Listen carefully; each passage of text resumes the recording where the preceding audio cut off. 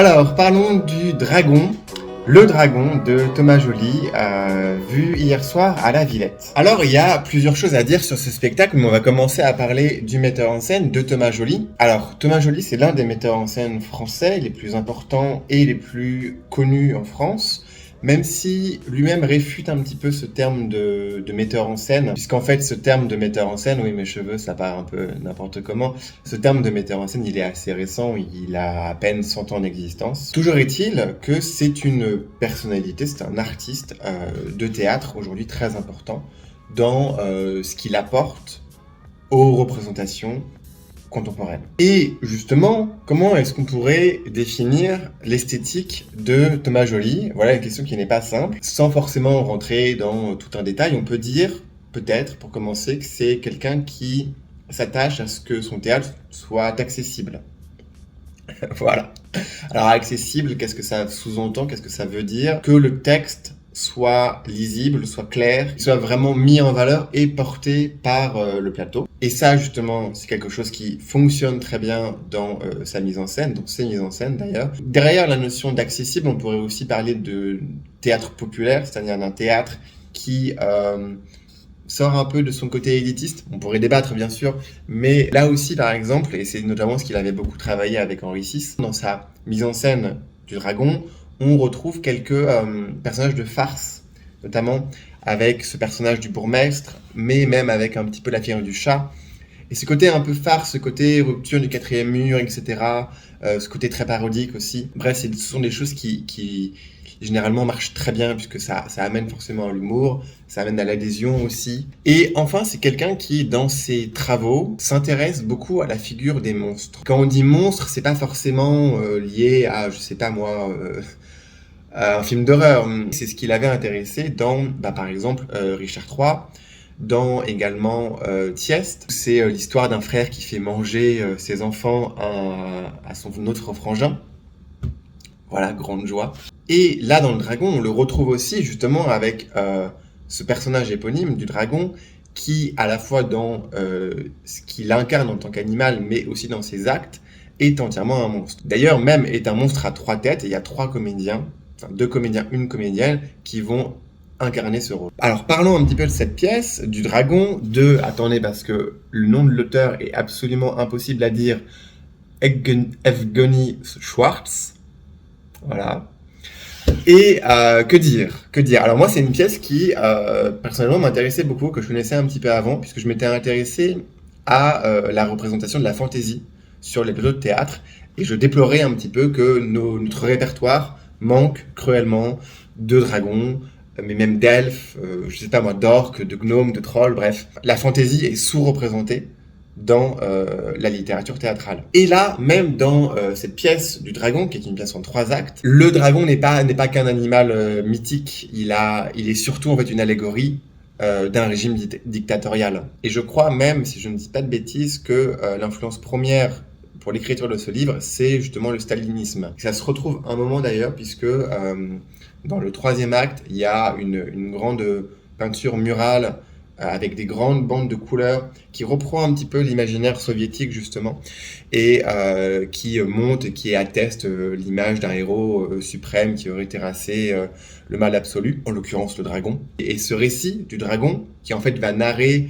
l'arrivée de Lancelot, ou en tout cas d'un des héritiers de Lancelot du Lac, dans une ville terrorisée, terrassée même, et sous la domination du dragon, qui va se battre contre lui, puis libérer la ville, puis une seconde fois après libérer la ville d'autres individus qui auraient pris le pouvoir par la suite. Et à plein de reprises, on voit les mécanismes de pouvoir, de contrôle, de propagande liés à une figure justement suprême qui aurait accaparé tout le pouvoir et toutes les richesses. Alors d'ailleurs, aparté, mais sur ce personnage de Lancelot du Lac,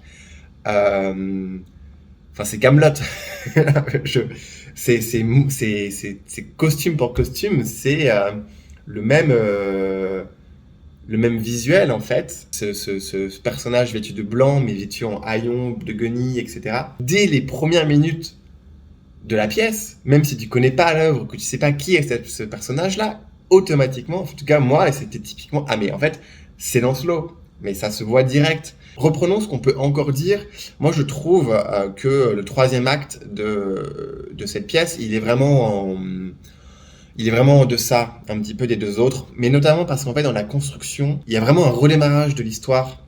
Quelque part, à la fin du deuxième acte, sans spoiler vraiment, mais disons que le dragon est présenté dès le début comme étant l'objectif ultime, en fait. Et justement, la mort du dragon, par Lancelot, elle intervient à la fin de l'acte 2. Et quelque part, il y a une sorte de fin tout d'un coup qui se présente. Et l'histoire après de la prise de pouvoir par un autre personnage qui va être le bourgmestre, le fil narratif a un peu du mal à repartir, je trouve, parce que il y a moins d'enjeux pour commencer. Mais dans le même temps, c'est fort parce que justement, dans celui-là, qui est ce héros qui va sauver cette ville de l'emprise du dragon, bon, on pourrait dire, ah, il meurt, mais ça y est, la ville est délivrée, elle est aux mains du peuple. Eh bien non, en fait, justement, le pouvoir politique qui était en place, donc par la figure de ce fameux bourgmestre, va prendre les rênes du pouvoir à nouveau et rebolote, en fait. Ça repart dans un régime dictatorial, etc. Et quelque part, ce sacrifice de Lancelot, il est vain. Ça en devient même presque tragique à ce moment-là du récit,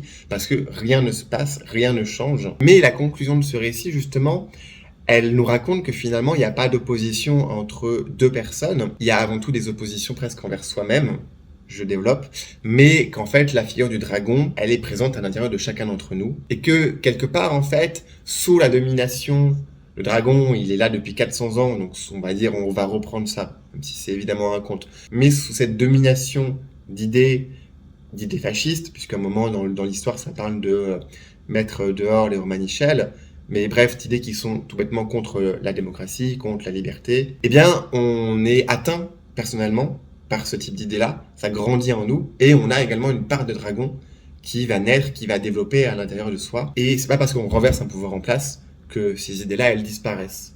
C'est ce que dit Lancelot à la fin, où je sais plus si c'est lui ou si c'est la fiancée qui dit ça, bref, peu importe, qui dit, en fait, il faut arracher cette part de dragon à soi-même. Bref, voilà, on a à peu près tout dit. Une dernière chose, toute dernière chose, moi j'étais assez curieux de savoir comment Thomas Joly allait prendre en charge le moment du combat entre Lancelot et entre le dragon.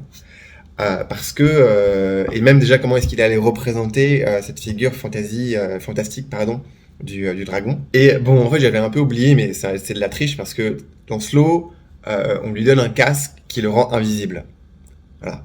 Donc, du coup, tu ne vois absolument pas le combat. En plus, le combat se passe dans les airs. Lancelot est sur un tapis volant. Et il a son épée, il tranche successivement les têtes du dragon. Bon. Et en fait, tout ça, c'est rapporté par le public. C'est rapporté par les personnes au plateau. Et pourquoi je vous parle de ça? Ça rejoint ce que les Grecs appelaient la fantasia, c'est-à-dire la faculté de se représenter à soi-même via l'orateur une œuvre ou une image. Et ça, je ne sors pas de mon chapeau, je le sors justement d'un des livres de Thomas Joly qui s'appelle Maquier les ténèbres, où il explique sa vision du théâtre et sa vision de la tragédie. Et notamment dans cette interview, il parle de ce phénomène de fantasia. Et ce qu'il dit, tous les auteurs un peu malins, quand il y a une chose un peu trop compliquée à réaliser scéniquement, ont recours à ce qu'on appelle le hors-champ et à cette fameuse fantasia qui vient des Grecs.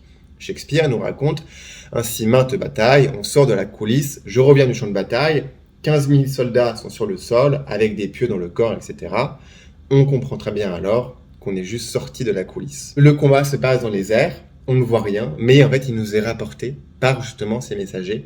Et là on a en plus un double discours, puisqu'on a ce qui est vu par le peuple et ce qui est rapporté par le pouvoir.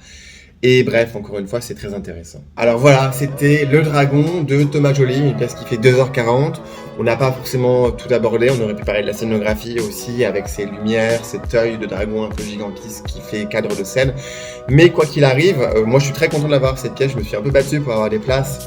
Et c'est mon tout premier Thomas Joly en live. Et voilà, et si vous avez l'occasion, allez voir cette pièce, intéressez-vous à son travail, c'est super. Sur ce, à bientôt, et allez au théâtre, c'est important. Et abonnez-vous aussi.